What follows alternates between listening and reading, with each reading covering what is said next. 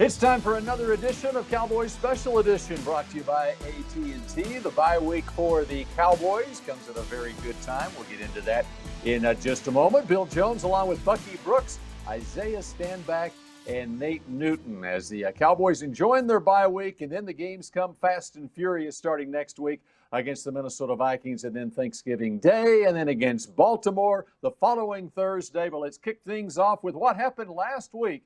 Bucky, let's start with you, and then Isaiah and Nate. How about the fact that the Cowboys were throwing for the end zone in a win against the Pittsburgh Steelers a week ago? Well, I think it's a testament to the Cowboys hopefully finding their identity. And I think Mike McCarthy finally embraced the blue-collar DNA that this team has to really show each and every week. They ran the football. They controlled the clock by having a short passing game. And the defense finally appeared to click. Getting rid of some of those veterans that may have been holding the young guys back appeared to really add some energy and effort to this team. And I think they have to build upon this effort because it was a solid effort against Pittsburgh. Buck, you hit it on the head, man. I mean, these guys came out and they played with energy. I think removing those veterans, as you mentioned, was a huge attribute to why these guys came out and performed like they did. They were effective. You saw the defensive line have a presence. The front seven had a presence. Offense was able to move the ball. These guys look like a football team for the first time, I would say, this year. We're 7-8 weeks in, and the coaches finally got guys in who believe in their system, who's trusting in the system, who's playing within the system. I'm mainly talking about their defense. They did well last week. Let's see can they improve during this bye week and go forward into Minnesota. All right, and it's, of course, a 2-7 record for the Cowboys. And I did say off the top, the bye week comes at a good time, and that is because they basically have spent this past week in what the NFL calls intense COVID protocol after a Pittsburgh Steeler player, Vance McDonald, tested positive after the game on Sunday. And really this week, Bucky, when you look at it, it was virtual meetings, no time on the practice field. What does this mean for this Cowboys team this week? Obviously, at this point in the season, they needed to get rest and refreshed for the stretch run of the season. Yeah, this might have been partially by design anyway. Like Mike McCarthy is kind of from that school where typically during bye weeks they give significant time off to get guys back to feeling good and being fresh. And so I think this is a positive step for them, depending on how they utilize their time with the virtual meetings, cleaning up the mistakes that have plagued them the first part of the season. This could be an opportunity for them to be a much better team down the stretch. I don't disagree with you on Buck, but I do believe that these guys needed the time on the field. So it's unfortunate that they're in this COVID safe protocol that the league's mandated, because these guys need time together. They need continuity. They need communication. All the areas that we've always alluded to that they need to improve on in their game. It's going to be hard to do in our virtual platform. So I think that the momentum that they had, I think it might hurt them a little bit not being able to be together this week. Just to watch these young guys get out on the field, especially defensively, and play well, man, and then they have to miss this week, man. I'm with you, Stanback. They need this week, man, mentally and physically, to sharpen their skills so that they can get better and better week in and week out, finishing the season strong. I should point out Tyrone Crawford was placed on COVID-19 reserve, reportedly not because of a positive test and through contact tracing instead. All right, the game against the Steelers, they came out of that game with a couple of injuries, though. Cornerback Trayvon Diggs with an injury that will put him out 4 to 6 weeks. And Tyler Biadasz, even before the game started, with a hamstring injury. He's out 2 to 3 weeks. And so a couple of rookies are down for a while, Bucky. Yeah, Diggs is the one that really stands out to me because Diggs was beginning to come on. And even though he has been targeted almost any player in the National Football League, he's held up well and he's made some plays. And so he'll miss those 4 to 6 weeks where he can continue to refine his game. But I think the Cowboys should be optimistic about his play and what he can be down the line. Yeah, Diggs, this one hurts. I mean, this was a young man who was obviously facing the best that the league has to offer. He's taking these guys head on every week, and I think we started to see his game develop. He's gotten torched a lot early on in the season, but he was facing Julio Joneses and Odell Beckhams and guys of this nature. He started instilling some confidence back in the Philadelphia game, and we saw him improve even last week. Biadasz, hopefully he gets back. You don't typically see hamstring pulls from offensive linemen, so I'm not sure what's going on there. But either way, we need both these guys back because they need the reps. I'm with you, man. I'm talking about Biadasz, man. He came in, filled in for Looney as he was out, and he did an admirable job, and he took that job by his play as a young guy. And then all of a sudden, he trips over the goal line running out for the national anthem, and we lose him and back to Looney. But be honest, it's been a pleasant and nice surprise for the Dallas Cowboys. All right, you just got to watch for that goal line, the national anthem, and you can survive and play another week in this league. All right, we continue here on Cowboys Special Edition and take a look at Garrett Gilbert. He's bidding for a starting spot on this team. Special Edition, presented by AT&T, is brought to you by Ford. Visit your local Ford dealer. Ford is the best in Texas. Geico. 15 minutes could save you 15% or more on car insurance. Salvation Army, doing the most good. And by AT&T.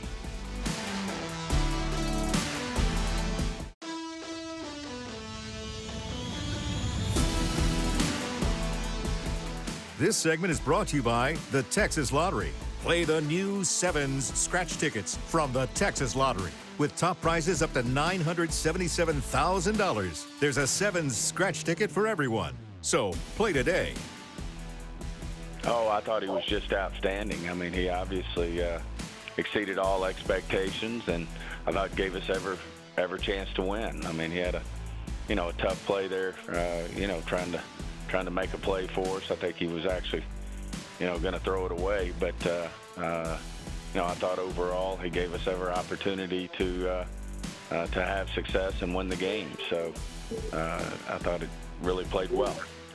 Obviously Andy's got to clear everything as far as concussion as well as his virus protocols. So, but when he's cleared, then we fully expect him to step back in as our starter.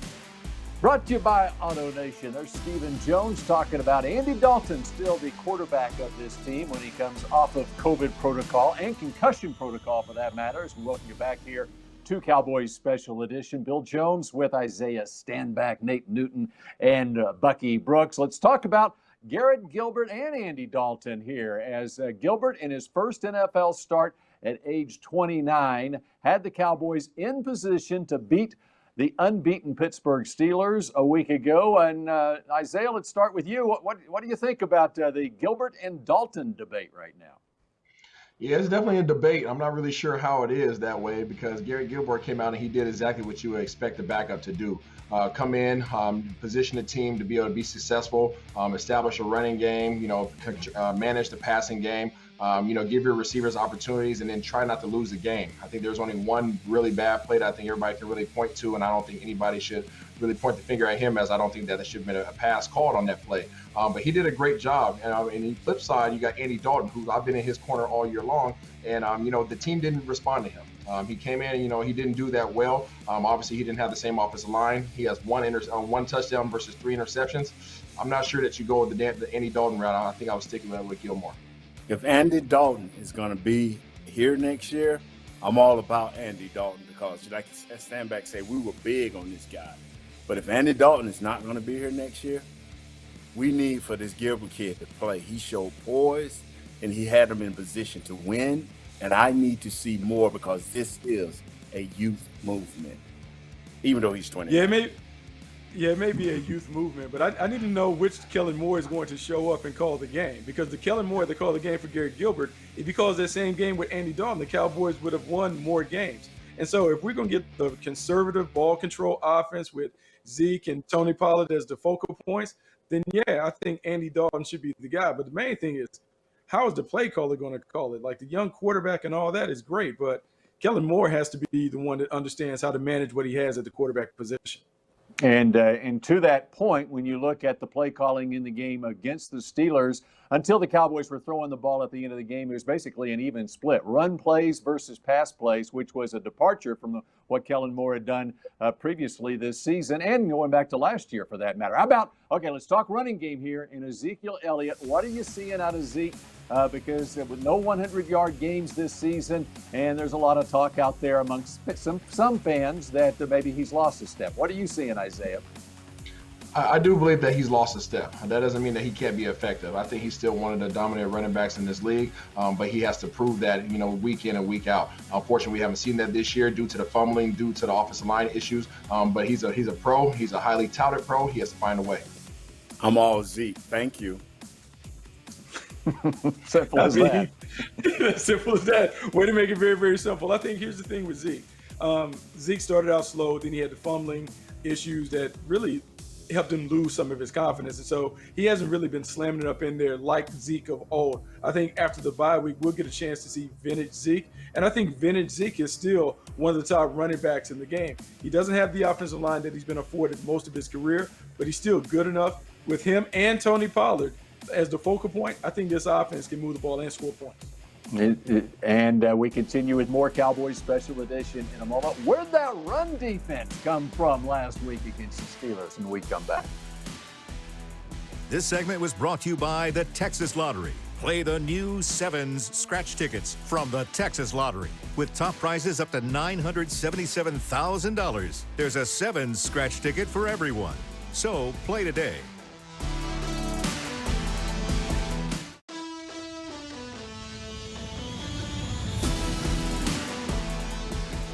This segment is brought to you by Ford. Visit your local Ford dealer. Ford is the best in Texas.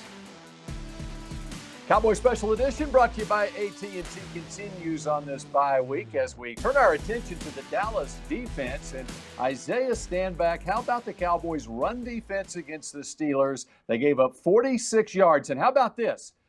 The last 42 plays run in the game by the Steelers up until the last minute 30, 40 of them were pass plays. They basically abandoned the run for a large portion of that game, Isaiah.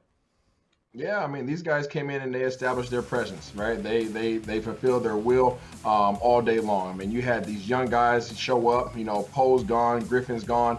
So you have this new resurgence of talent, this new resurgence of energy coming in the form of Gallimore and Hamilton and Crawford even came off, D-Law still coming. So these guys came and they really established a character on this front line. And you saw the difference in past weeks. I was very proud of these guys, and you saw the effectiveness against a very respected offensive line, especially with Pouncey at the center position. I tell you what, man, Yeah, two guys. Gallimore. Oh, I'm sorry. It's you. I'm sorry. Oh, no. That's all right. That's all right, big dog. But I'm going to piggyback off your little point. You talked about Gallimore. Gallimore is certainly giving them some energy. He's athletic. He's able to really move and jump the snap and do some things. And then Randy Gregory. Those two young guys have been Energizer bunnies, and it's really showed up because I feel like their energy is infectious. I tell you what, but I'm with you, Gallimore is the man. If he can build off of what he did, and that's why I hate they missing this week like this is doing things first, because if he can build off of that, him and Randy Gregory, they can have stability in the middle with Antoine Woods, and you see how Tyrone Crawford is finally starting to feel good. Now the middle of our defense can affect the whole defense as a whole, and they can play much, much better. In other words, Gallimore needs to jump the snap like Nate just did. All right, Jalen Smith after the game on Sunday against the Pittsburgh Steelers talking about a couple of costly penalties late.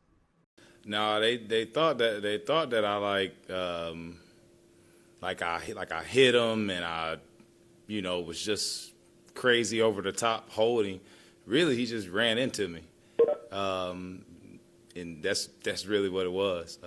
Few questionable calls in the game, but for us, we got to control what we can control. Jalen Smith after the game last Sunday, and Isaiah, your reaction to what Jalen had to say. I'm not a fan, Bill. I'm not a fan of the lack of accountability. The referees have a job to do, and as a player, you have a job to do, and that requires playing discipline, fundamental football. You committed penalties. You put two hands on somebody 10 yards down the field. You also hit our quarterback in the face. Two plays that we know are absolutely going to get called in this league. When they are called, don't try to use it as a scapegoat. Take accountability and move on from it. Yeah, all right. What do we need to see the final 7 games of the season? That one special edition continues in a moment. This segment was brought to you by Ford. Visit your local Ford dealer. Ford is the best in Texas.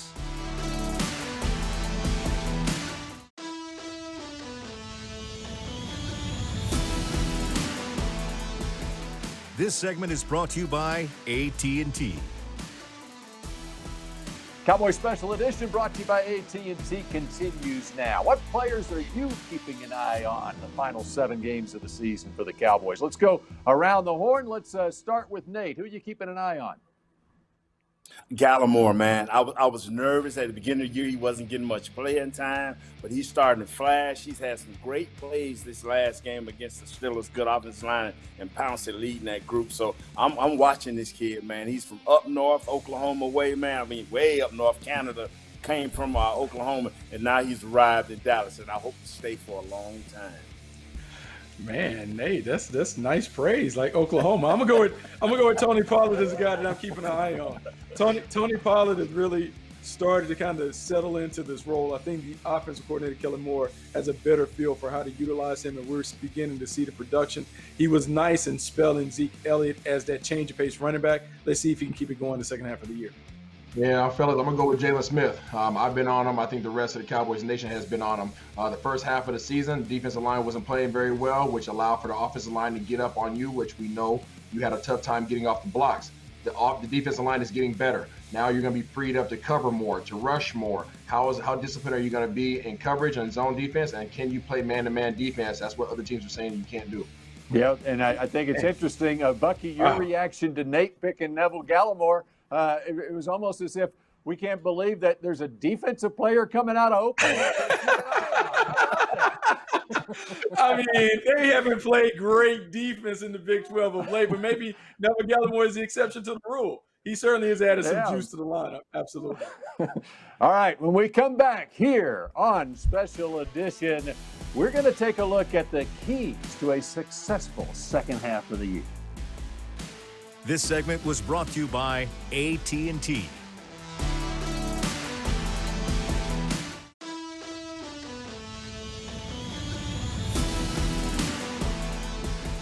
Special Edition, presented by AT&T, was brought to you by Ford. Visit your local Ford dealer. Ford is the best in Texas. Miller Lite, the only beer of the Dallas Cowboys. AT&T. And by NFL Game Pass. You'll never miss a game again. Enjoy full access to coaches' film and game replays from Week 1 to the Super Bowl. Subscribe at DallasCowboys.com/Game Pass. Final couple of minutes here of Cowboys Special Edition, brought to you by AT&T. Bill Jones with Bucky Brooks, Isaiah Stanback, and Nate Newton as we turn our attention to the final 7 games of this season. Of course, the Cowboys at 2-7 at their bye week, but showing some signs of some life and some fight last week against Pittsburgh. What's the key to a successful final 7 games of the season? What do you think, Bucky?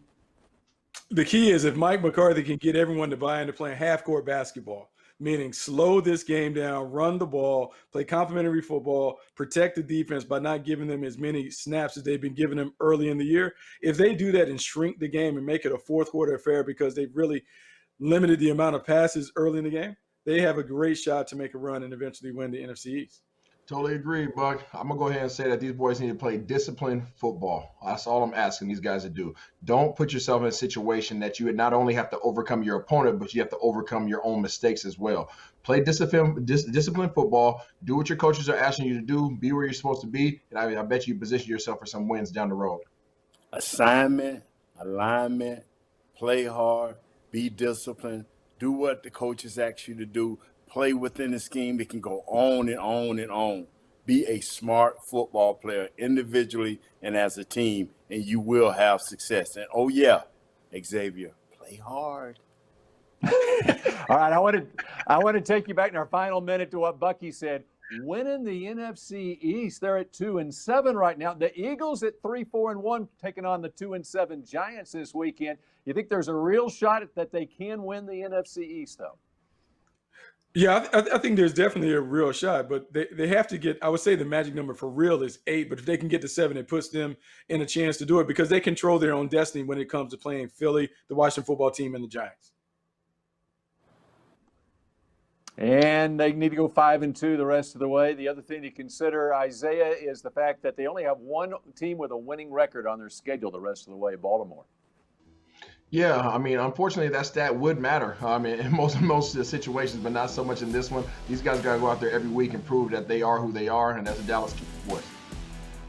All right, as Nate would say, all they got to do is win them by 1 point, and they can go 5-2 and reach that magic number. All right, that does it for Special Edition. We'll see you next week.